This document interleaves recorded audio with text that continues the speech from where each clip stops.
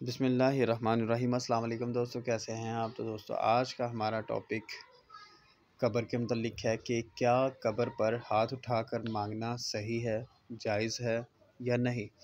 تو احادیث کے ریفرنس سے جاننے کی کوشش کرتے ہیں۔ تو جس بھائی نے ابھی تک چینل سبسکرائب نہیں کیا وہ کائنڈلی سبسکرائب بھی کر دے تاکہ ہماری ساری ویڈیوز آپ تک آسانی سے پہنچ سکیں۔ تو ویڈیو کا آغاز کرتے ہیں۔ اب بھائیو، قبرستان جانے کی دعا، اس کا بھی حکم فرمایا گیا۔ صحیح مسلم میں انٹرنیشنل نمبرنگ کے مطابق 2259 نمبر حدیث ہے۔ آپ صلی اللہ علیہ وسلم اپنی والدہ کی وفات کے 50 سال کے بعد ان کی قبر پر گئے اور اتنا روئے کہ تمام صحابہ بھی وہاں پر روئے 50 سال کے بعد۔ اور وہاں پر صلی اللہ علیہ وسلم نے ارشاد فرمایا تھا کہ قبروں پر جایا کرو تاکہ آخرت کی یاد آئے۔ میں نے تمہیں پہلے منع کر دیا تھا، لیکن اب تمہیں حکم دیتا ہوں کہ قبروں پر جاؤ تاکہ آخرت کی یاد آئے۔ تو قبروں پر جانا ہے آخرت کی یاد کے لیے، کسی قبر والے سے مسئلہ حل کروانے کے لیے نہیں، بلکہ اس کا مسئلہ حل کرنے کے لیے، اس کے لیے دعا کرنے کے لیے۔ اور صحیح مسلم میں انٹرنیشنل نمبر کے مطابق 2256 نمبر حدیث ہے کہ اما عائشہ رضی اللہ تعالیٰ عنہ کہتی ہیں، بڑی ڈیٹیل حدیث ہے لیکن میں کچھ حصہ اس کا بیان کرتا ہوں، کہ آپ صلی اللہ علیہ وسلم میرے ساتھ بسترے پر لیٹے ہوئے تھے۔ آپ نے گمان کیا کہ میں سو گئی ہوں، تو آپ صلی اللہ علیہ وسلم چپکے سے اپنے بسترے سے نکلے اور اہل بقیع کی طرف گئے، بقیع قبرستان میں رات کے آخری پہر۔ اور اما عائشہ کہتی ہیں آپ اکثر چلے جایا کرتے تھے رات میں قبرستان۔ وہاں پر گئے آپ صلی اللہ علیہ وسلم، اور آپ صلی اللہ علیہ وسلم نے 3 دفعہ ہاتھ اٹھا کر قبرستان میں دعا کی۔ یہ مردہ دفناتے وقت نہیں، یہ اکثر لوگوں کے پیٹ میں درد ہوتی ہے، قبر پہ جا کے ہاتھ نہیں اٹھا سکتے، قبر پہ جا کے قبلہ رخ ہو کر ہاتھ اٹھا کے دعا کرنی چاہیے۔ مسند المستدرک للحاکم میں صحیح سند کے ساتھ حدیث ہے، ابو داؤد ترمذی میں بھی ہے لیکن وہ روایت ضعیف ہے۔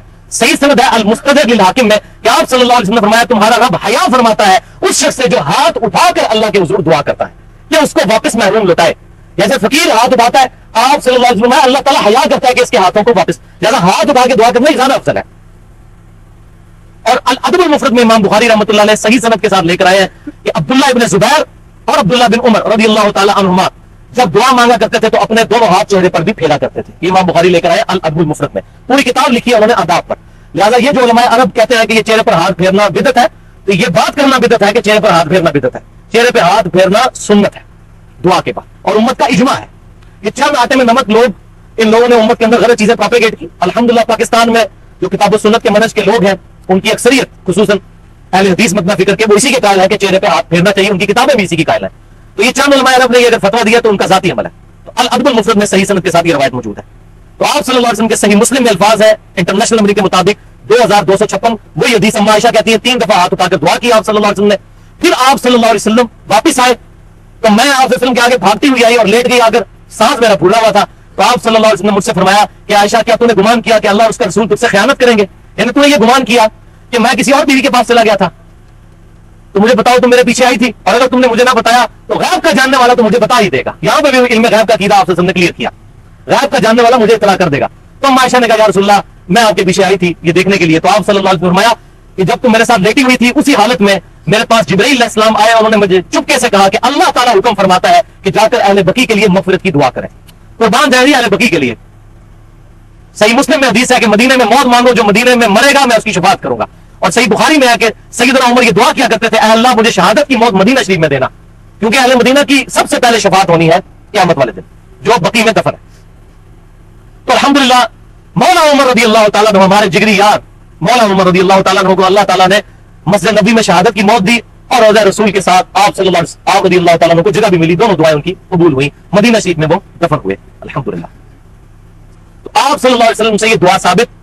پھر آپ صلی اللہ علیہ وسلم سے اما عائشہ نے پوچھا یا رسول اللہ آپ نے تو جا کے دعا کی، میں قبرستان جاؤں تو کیا دعا کروں؟ تو پھر آپ نے دعا تعلیم فرمائی جو آپ کے پیپر پر ریفرنس نمبر 8 ہے، صحیح مسلم کتاب الجنائز حدیث نمبر 2257۔ یہ 4-5 حدیثیں اکٹھی ہیں۔ یہ دعا آپ صلی اللہ علیہ وسلم نے تعلیم فرمائی کہ مردوں کے لیے جا کر قبرستان میں یہ دعا کرنی ہے، بس یہ دعا کرنا جو ہے وہ ثابت ہے۔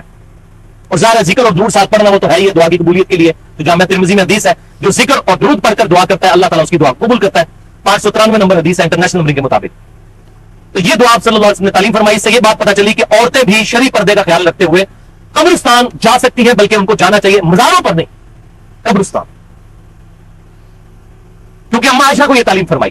وہ جو حدیث ہے وہ زوال القبور کے لیے ہے جامعہ ترمذی میں، کہ آپ صلی اللہ علیہ وسلم نے لعنت فرمائی ہے ان عورتوں پر جو کثرت کے ساتھ قبروں پر جاتی ہیں، زوال القبور، جو کبھی کبھار جاتی ہے ان کے لیے نہیں ہے. اور وہاں پر امام ترمذی نے پھر لکھا ہے کہ یہ حدیث محدثین کے نزدیک منسوخ ہے, یا اس کا مطلب یہ ہے کیونکہ اما عائشہ قبرستان جایا کرتی تھی. جامعہ ترمذی میں ہے کہ اما عائشہ کے جب بھائی فوت ہوئے عبد الرحمن بن ابی بکر رضی اللہ تعالیٰ عنہ, تو ان کی قبر پر گئی اور جا کے ان کے لیے دعا بھی کی, صحیح سند کے ساتھ ہے. تو یہ دعا یاد کر لیں صحیح مسلم کی. اس میں نے پورا لیکچر دیا ہے ربیع الاول پر, مسئلہ نمبر 63 کے نام سے, 2.25 گھنٹے کا, ولادت مصطفیٰ صلی اللہ علیہ وسلم اور رسول اللہ کی آخری وصیت ہے. اس میں قبروں سے ریلیٹڈ سارے احکامات اور قبروں پر یہ جو غیر اسلامی نظریات چل رہے ہیں ان کو میں نے ایڈریس کیا. یہاں اجمال نے السلام علیکم اہل الدیار من المؤمنین والمسلمین وإنا انشاءاللہ بکم للاحقون نسأل اللہ لنا ولکم العافیہ. سلامتی ہو تم پر اے مومنین اور مسلمین اس گھر کے رہنے والوں, اور بے شک ہم بھی مرنے کے بعد تمہارے ساتھ ملنے والے ہیں, ہم نے بھی یہاں پر آنا ہے.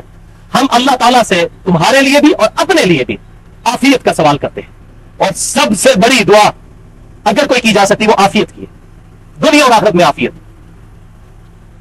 الحمدللہ. تو یہ دعا بھی یاد کر لیں, میں نے بھی الحمدللہ کافی عرصہ پہلے یہ دعا یاد کی تھی. السلام علیکم یا اہل القبور والی جو دعا ہے جامعہ ترمذی میں وہ ضعیف روایت ہے, صحیح سند یہی ہے جو صحیح مسلم کے اندر موجود ہے. السلام علیکم اہل الدیار من المؤمنین والمسلمین وإنا انشاءاللہ بکم للاحقون نسأل اللہ لنا ولکم العافیہ. تو دوستو امید ہے آج کا ٹاپک آپ کو پسند آیا ہوگا. تو اللہ تعالی ہمیں دنیا میں بھی کامیابی دے اور آخرت میں بھی کامیابی اور کامرانی عطا فرمائے. تو ملتے ہیں کل ایک نئے ٹاپک اور ایک نئے سوال کے ساتھ. اللہ حافظ. دعا میں یاد رکھیے گا. فی امان اللہ.